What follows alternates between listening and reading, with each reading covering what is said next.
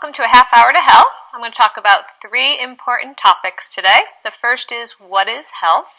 We all have ideas of what health is, and what I hope to get you to do is to question where those ideas have originated from. Are they your beliefs and your ideas, or are they ideas that have come from a different source of your life through experiences? The second is, how does my body work? And although we think it's magical, our body works properly or improperly due to one master control system. And the third topic is, what is a subluxation? A subluxation is a chiropractic term, and what I'd hope to get you to do is to understand how it can negatively affect your well-being. So let's get started. When I'm in schools or in colleges or in the community educating people on what is health, I ask the simple question to define what health is. And health for many people is about symptoms. If I feel good, I'm healthy. If I have an owie or an ache, I must not be healthy. I must be sick. And really what I want to do is educate you on our symptoms are actually there for a reason. They're there to motivate us to take action, because pain is a great motivator. And they're also there for us to check in to see what our health pie looks like. I believe health is somewhat of a pie-shaped unit. There's many different pieces to the pie.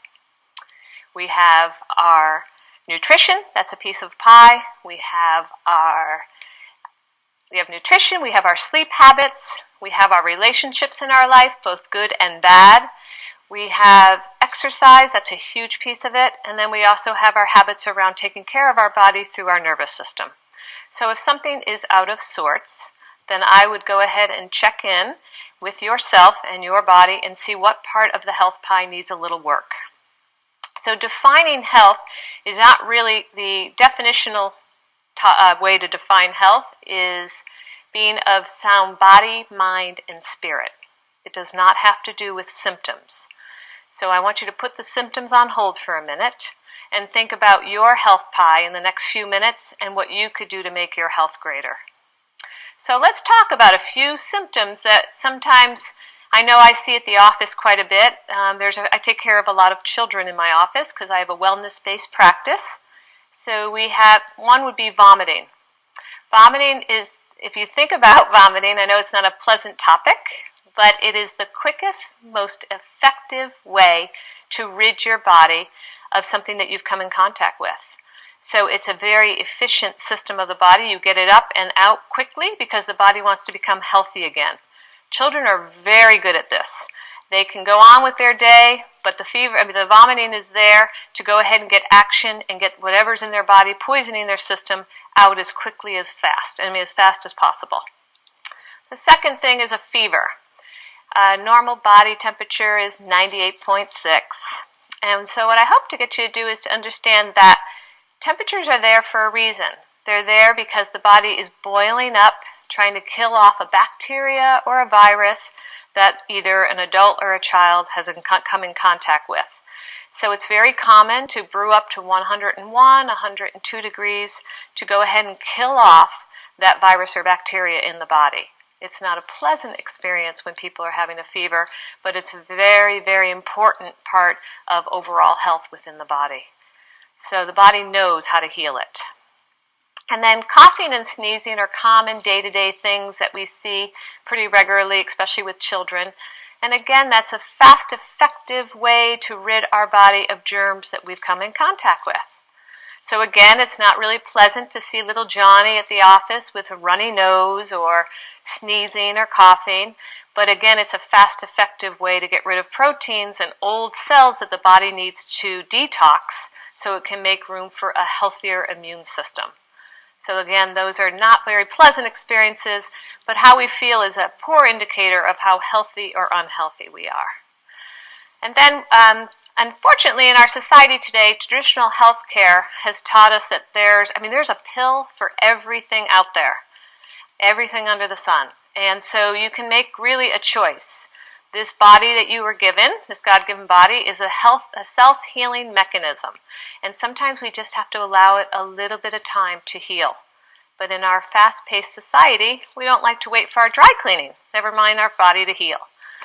So sometimes you cover up underlying and sicknesses by treating just the symptom and not addressing the underlying cause of the symptom, which is there for a reason.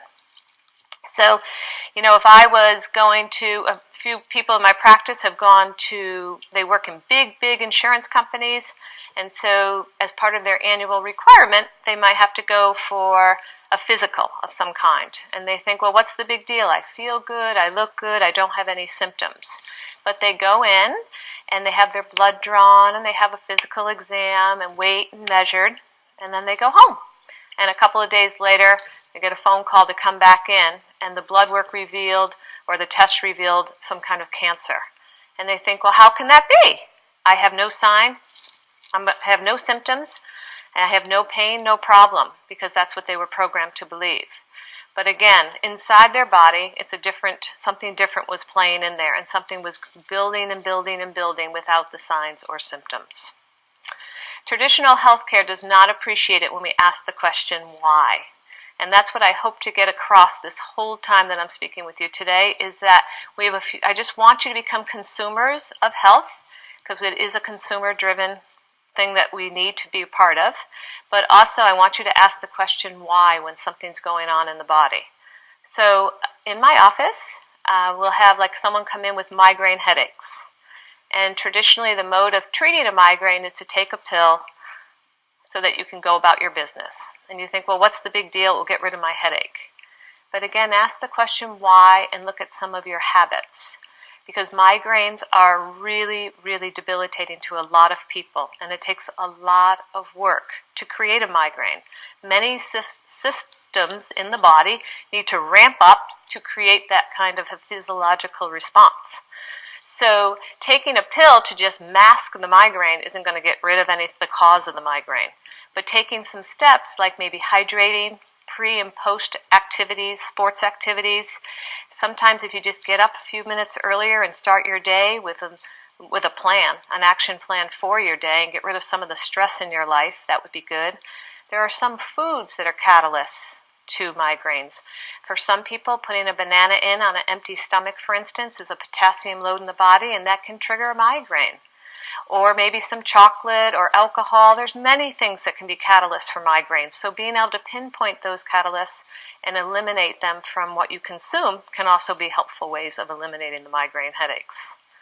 And then another thing that high blood pressure is another one that I'd like to talk about. And traditionally in this society today, people want their blood pressure down. That's the key. Most people run with high blood pressure. So they want to be able to go and get the blood pressure reading on the cuff and make sure it's normal. And so they think, well, what's the big deal? As long as my blood pressure is normal. Well, taking a pill to create normal blood pressure is not a great idea, in my opinion, because that pill over time can really, really be toxic to the kidneys. So ask the question why. Why is my body creating this kind of a mechanism of a high blood pressure? Again, there's some steps to take that are basic steps. Exercise is a big component of high blood pressure. And again, what we consume on a daily basis as far as nutritional components of our life and our thoughts and our stress can also play havoc on our blood pressure. So those are things that I would start with. And then a muscle spasm. Let's talk about that for a minute. Traditionally in our society, if you have, let's say a spasm here on the back, on your low back, and there's pain associated with it, and it's gripping you, and you think, well, I'll just take some muscle relaxants to get rid of the pain. What's the big deal? That muscle spasm is there for a reason. It's to catch your attention. So if you take a pill to alleviate a muscle spasm here in the back, it doesn't just go to the lower back. It goes to every muscle of the body. And your heart's a muscle.